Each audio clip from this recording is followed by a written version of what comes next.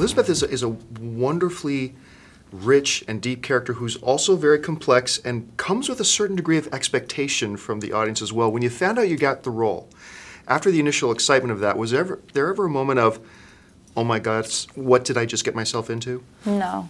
You know, I had so much time to think about it, and I went into it. I had to go into it without hesitation. I knew that it was too much work, and I don't know, I had to go into it without hesitation.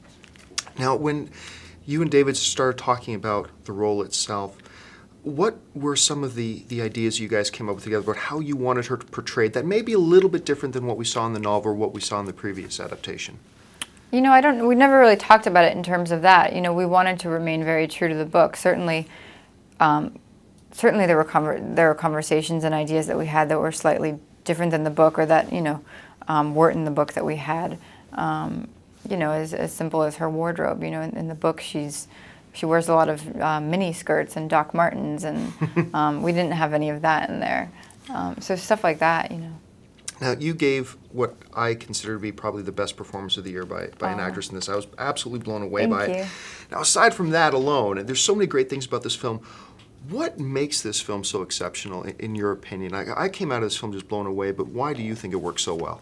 Because of David Fincher, and he's a genius.